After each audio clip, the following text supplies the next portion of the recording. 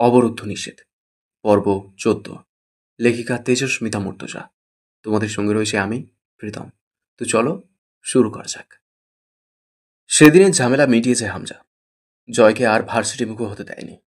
সে গিয়ে প্রিন্সিপাল এবং সাধারণ সম্পাদকের সঙ্গে ছোট্ট একটা মিটিং করে ঝামেলা মিটিয়ে এসেছে। তা কতটা মিটেছে জানা নেই। রাতের গাড়িতে জয় ঢাকা যাবে। সে ঢাকা যাওয়ার সময় কোনোদিন কার ব্যবহার করে না, বাসে যায়। এতে তার ইন্টারেস্টটা কি তা জয় জানে ভালো। রাত ১০টার সময় হামজা ও জয় একসাথে বসে খেলো দুজন। এরপর দুটো সিগারেট ধরালো দুজন। জয় সিগারেটে টান দিয়ে হামজাকে বলল, আমি ৩ দিনের ভেতর ফেরার চেষ্টা করব। তুমি ছেলেদের অ্যালার্ট থাকতে বলো। আর এত চিন্তা করো না হুদায়। তোমার যে প্রতিদ্বন্দ্বীগুলো ভোট করছে তাদের লোক টাকা নিয়েও ভোট দেবে না। একটাই অপশান তাদের কাছে, তুমি। মাঝার সুস্থ হতে হতে ইলেকশন শেষ হয়ে যাবে। খুব খারাপ কিছু হবে না। হামজা কথা না বলে সিগারেট ঠোঁটে নেয়। জয় ঘরে গিয়ে একটা হাফ স্লিভ টি শার্ট পরে এলো। জ্যাকেট অথবা গরম কাপড় কিছু নেই। ওভাবেই দৌড়ে ছাদে গেল। কবুতরের ঘরে পানি দেওয়া দরকার। সে চলে গেলে তরু কতটুকু যত্ন করবে এদের তা বলা যায় না। ফোনের ফ্ল্যাশ জ্বালিয়ে ভালোভাবে দেখলো কবুতরগুলোকে। একা একাই ২-৪টে কথাও বলল কবুতরদের সাথে। নেমে এসে তরুকে শাসালো। কবুতরদের যেন ঠিকমতো পরিচর্যা করা হয়, নয়তো বাড়ি ফিরে সবগুলোকে লাথি মেরে বের করবো বাড়ি থেকে। ঘড়িতে 10:30 বাজে। বের হওয়ার আগ মুহূর্তে রিমির কথা মনে পড়ল। ওকে একটু জ্বালানো দরকার বের হওয়ার আগে। ঘরে ঢুকে দেখল রিমি কাপড় ইস্ত্রি করছে। জয় লম্বা করে একটা সালাম দিল, যেন কত দূর থেকে মেহমান এসেছে। রিমি তাকালো, কথা বলল না। জয় বলল, রেগে আছেন কার উপরে? আমার উপরে? রেগে থাকবো কেন? মহিলা মানুষের রেগে থাকার জন্য বিশেষ কারণ দরকার হয় না। রিমি ঠ্যাস দিয়ে বলল, হ্যাঁ, আপনি যখন বলছেন তখন তাই। আফটারঅল মেয়ে লোকের ব্যাপারে খুব জানাশোনা আছে আপনার। গায়ে মাখল না জয় কথাটা। প্যাচ প্যাচে হাসি হাসলো। আছে বলেই তো বলছি। সে যাকগে, পরীক্ষা দিতে যাচ্ছি, একটু দোয়া কালাম পড়ে ফুঁটু দিয়ে দেন। আমার তো মা নেই, দোয়া টোয়া চাইবো কার কাছে? আপনার আবার দোয়া লাগে নাকি? আপনি দোয়াতে বিশ্বাস করেন? জয় কথা বলল না। রিমি বলল, মা নেই, মামি তো আছে, তার কাছে দোয়া চান গিয়ে। জয় বসলো বিছানার ওপর। ভাবি, ভাই এমনিতেই খুব টেনশনে আছে। বোঝেন তো কত দিকের চাপ। ইলেকশনের ঝামেলা তো বোঝার কথা আপনার। তারপর চারদিকে বহুত ফ্যাসাদ লেগে আছে। এই সময় ভাইয়ের দরকার আপনাকে। অথচ সপ্তাহ হয়ে গেল আপনি কথা বলেন না। কোনো কিছুতেই আপনার উপস্থিতি দেখা যাচ্ছে না।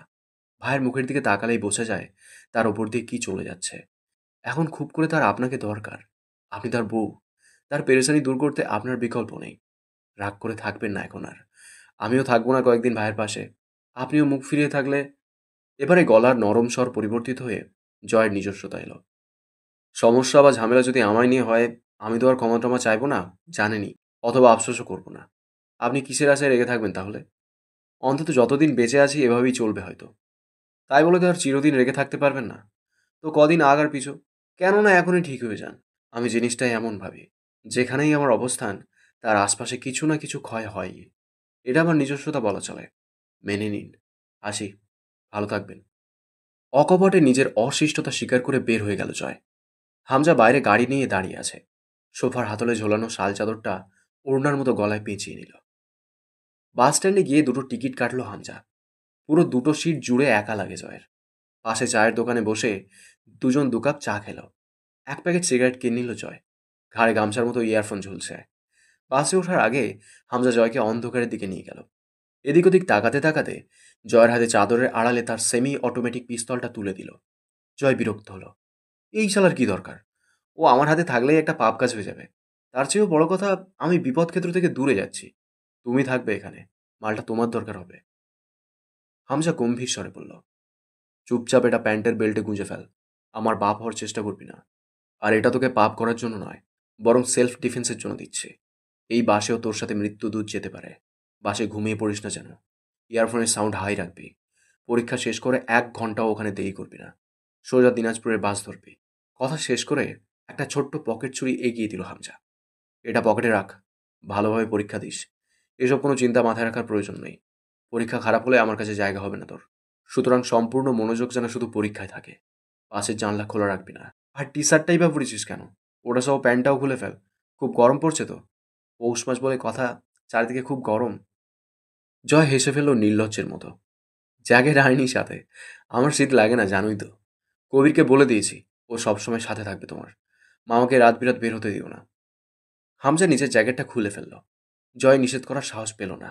এই পাবলিক প্লেসে হামজা ঠাস করে একটা চড় মারলে মান ইজ্জত থাকবে না। জ্যাকেটটা কনুইতে বাঁধিয়ে পিস্তলটা প্যান্টে গুঁজে চাদর জড়িয়ে নিল গায়ে। বাসে উঠতে গিয়ে আবার দৌড়ে ফিরে এলো। লাইটার বা দেয়াশলাই কিছুই নাই আমার সাথে, লাইটারটা দাও। হামজা লাইটার বের করলে তা হাতে না নিয়ে আলতো করে একবার বুকে বুক মেশালো জয়। পরে লাইটার নিয়ে দৌড়ে গিয়ে সবে চলতে শুরু করা বাসে উঠল লাফিয়ে। পরীক্ষা শুরুর আগে দুদিন ছুটি ছিল। রাত 4টার দিকে ঘুমিয়ে আবার উঠেছে 6টায়। নামাজটা পড়ে আবার শুরু করে দিয়েছে পড়া। আজ প্রথম পরীক্ষার বিষয় ইন্ডাক্টরি এনথ্রোপোলজি। অন্তুর মনে হয় নৃবিজ্ঞান হলো সবচেয়ে বাজে সাবজেক্ট সমাজবিজ্ঞান বিভাগের। বাকিগুলো যে ভালো তা তো মোটেই নয়, তবে এটা বিরক্তিকর। পড়তে পড়তে কখন বেলা 9টা বেজেছে টের পেল না অন্তু। সেই কখন থেকে আম্মু ডাকছে খাওয়ার জন্য। অন্তু ঠিকমতো জবাবও দিতে পারেনি। দরজার বাইরে থেকে অনুমতি চাইলেন আমজাদ সাহেব। আসবো? অন্তু বিরক্ত হলো। আব্বু, এই সবটা যাবে না তোমার? আমার ঘরে ঢুকতে কিসের অনুমতি? আমজাদ সাহেব বরাবরের মতো জবাব না দিয়ে ভেতরে এসে দাঁড়ালেন। চল, আমি খেতে বসবো। আচ্ছা তুমি খেয়ে নাও, আমি সময় পেলে খেয়ে বের হব।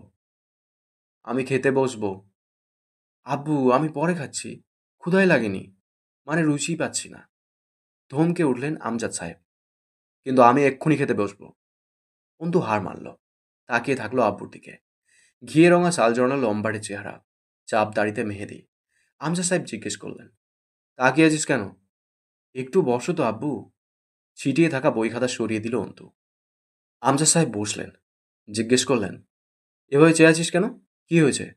প্রস্তুতি ভালো তো? অন্তুর খাতা এগিয়ে নিলেন। তাতে চোখ বুলিয়ে বললেন, লেখার লাইন এখনো ঠিকমতো সোজা হয়নি। হাসল অন্তু। আমি সোজা হয়েছি? আমি বেত হাতে করা বাদ দিয়েছি যে। অন্তু হেসে ফেলল। বেত হাতে করলে? ইস, খামোখা ভয় পেতাম। তখন যদি বুঝতাম তুমি শুধু ভয় দেখাতে বেত দেখাচ্ছ, এত ডিসিপ্লিন ভালো মেয়ে হতাম না আমি, প্রমিস। হেসে ফেলেন আমজাদ সাহেব। এখন বেত হাতে তুলে ঠিক মারবো। চল, তোর আম্মা বসে আছে। দেরি হলে একটা ছোটখাটো ঘূর্ণিঝড় বয়ে যাবে।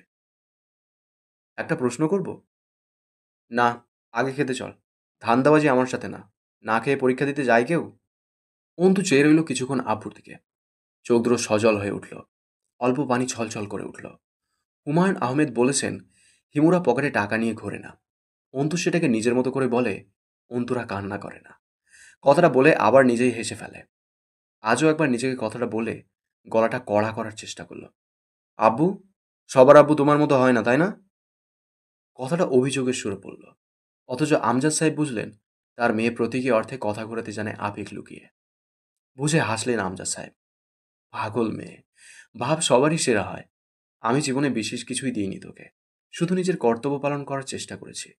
শেষ অবধি সেটাও সুষ্ঠুভাবে পারিনি। এত ঋণ রাখবি না নিজের ওপর। ঋণ আমার ঘাড়েও আছে তোর।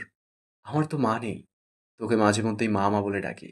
এই সুযোগটা কেনার সামর্থ্য আমার নেই, তুই বিনামূল্যে দিয়ে রেখেছিস। অন্তু সহ্য করতে পারল না। বুকের ভার বাঁধ মানবে না বেশিক্ষণ। অনুরোধ করার মতো বলে উঠল, চুপ করো, চুপ করো আব্বু, চুপ করো। নিজেকে সামলালো। আব্বুর দিকে তাকিয়ে অন্তিকের কথা মনে পড়ে মুখ মলিন হতে গিয়েও হলো না। যারা কম হাসে তাদের হঠাৎ হাসি মিলিয়ে দেওয়ার সাহস অন্তুর নেই, বিশেষ করে আব্বুর। হুট করে আব্বুর উরুতে মাথা রেখে শুয়ে পড়ল।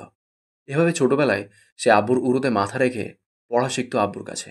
ওভাবেই ঘুমিয়ে গেলে আমজাদ সাহেব আবার ডেকে তুলতেন জোর করে খাওয়ার জন্য। নিষ্ঠুর লাগতো তখন আব্বুকে। কাঁচা ঘুম ভাঙিয়ে ভাত খাইয়ে দেওয়া, সকালে টেনে তুলে স্কুলে নিয়ে যাওয়া।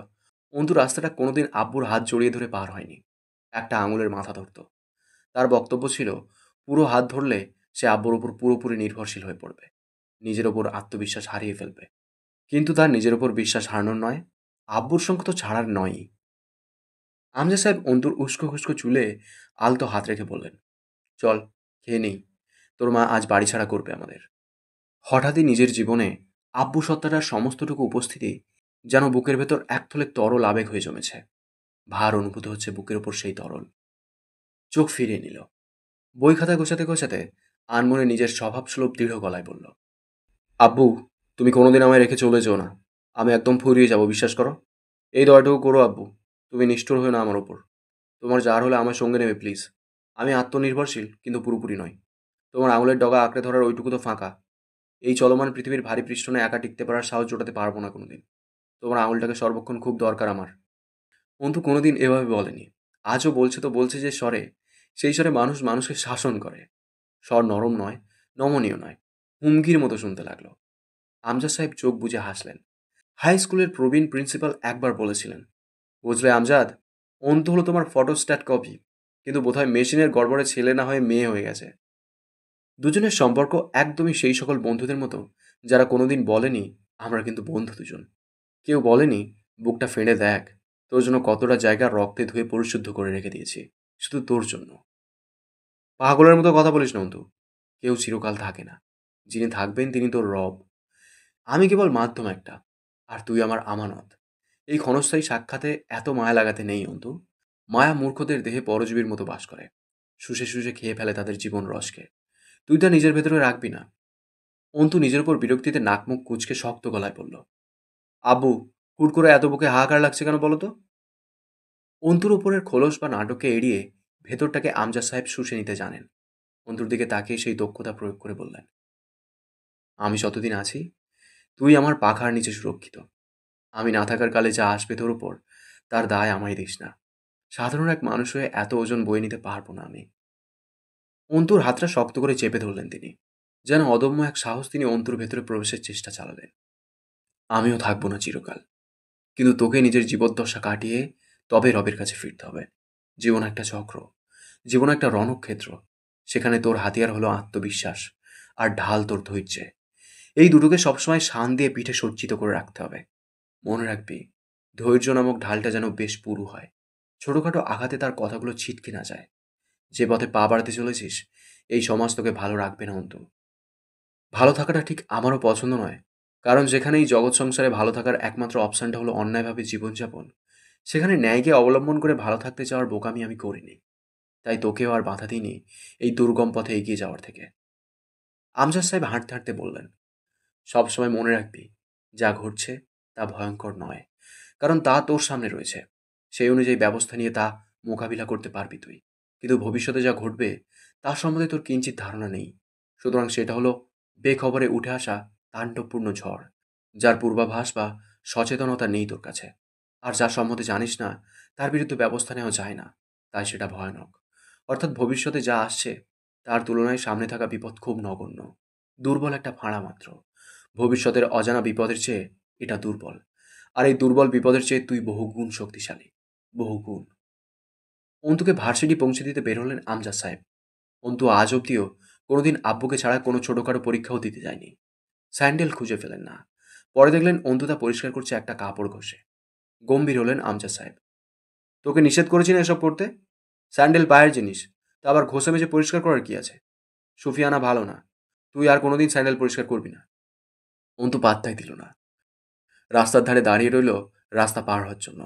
বরাবরের মতো আব্বুর আঙুলের ডগাটা নিজের তর্জনী আঙুল দিয়ে জড়িয়ে ধরেছিল অন্তু। ভার্সিটিতে ঢুকে বুকের কম্পন বাড়ল। না জানি কোন দিন থেকে, না জানি কোন দিক থেকে জয় এসে দাঁড়ায়। সেদিন যে অভিযোগ করেছে, তারপর আর ভার্সিটি মুখো হয়নি। আজকে অপেক্ষা করছে তার জন্য। যদি হঠাৎ জয় এসে দাঁড়ালো, তারপর কি করবে আব্বুর সামনে? ভাবতেই বুক আটকে আসার উপক্রম হলো। অথচ সমাজবিজ্ঞান বিভাগের বিল্ডিংয়ের সামনে পৌঁছেও জয়ের দেখা পেল না। বারবার সুক্রিয়া জ্ঞাপন করলো সৃষ্টিকর্তার কাছে।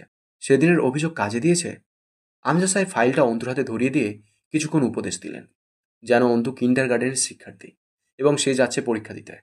তাকে শিখিয়ে পড়িয়ে দিচ্ছেন আমজাদ সাহেব। অন্তু হাসল। আমজাদ সাহেব পকেট থেকে 100 টাকার একটা নোট বের করে বললেন, আবার নিতে আসতে হবে নাকি, নাকি চলে দিতে পারবি? অন্তু ঘাড় নাড়ল। আসতে হবে না, আমি চলে যাব। যতক্ষণ অন্তু বিল্ডিংয়ের ভেতরে ঢুকে বারান্দা পার হলো, ততক্ষণ অপলক চেয়ে রইলেন আমজাদ সাহেব। অন্তু আড়াল হলে অল্প সিক্ত চোখটা ওপরের দিকে তুলে ভেজা ভাবটা শোকানোর চেষ্টা করলেন। আজ অন্তু দ্বিতীয় বর্ষের ফাইনাল দিতে ঢুকছে। কদিন পরে এলএলবি চূড়ান্ত পরীক্ষায় বসবে। তখনও এভাবেই গিয়ে চাতক পাখির মতো চেয়ে থাকবেন তিনি অন্তু বের হবার অপেক্ষায়। কদিন বাদে মাস্টারমশাই থেকে তিনি অ্যাডভোকেট মেহজাবিন আরমিন অন্তুর বাবা হতে যাচ্ছেন। বুকটা ভরে উঠল, চোখ জ্বালা করতে লাগলো খুব। অন্তুটা বড় হয়ে গেল। এই তো কদিন আগে হাত ধরে স্কুল ড্রেস পরে মাথায় 2 ঝুঁটি করে স্কুলে যেত অন্তু। আমজাদ সাহেব চোখ ফেরালেন। আস্তে করে হেঁটে বেরিয়ে এলেন ভার্সিটির ফটক পেরিয়ে। পরীক্ষা শেষ নাই করতে পিয়ন এলো হলে। অন্তু তখন হিমশিম খাচ্ছে লেখা শেষ করতে। অল্প সময় বাকি, লেখা অনেক। তারই মাঝে পিয়ন জানালো মনোয়ারা রহমান নিজের কক্ষে ডেকে পাঠিয়েছেন আরমিনকে। অন্তুর কপালে ভাঁজ পড়ল, ভেতরটা নড়ে উঠল আচমকাই। এতক্ষণ শুনলে অবরুদ্ধংশীদের 14তম পর্ব। কেমন লেগেছে কমেন্ট করে জানিও। তোমাদের একটা কমেন্ট আমাকে প্রচুর মোটিভেট করে। পরবর্তী পর্বগুলো খুব শীঘ্রই চলে আসবে এই চ্যানেলেই, তাই চ্যানেলটিকে সাবস্ক্রাইব করে রেখো। দেখা হচ্ছে খুব তাড়াতাড়ি। ততক্ষণ সুস্থ থেকো, ভালো থেকো। Thank you.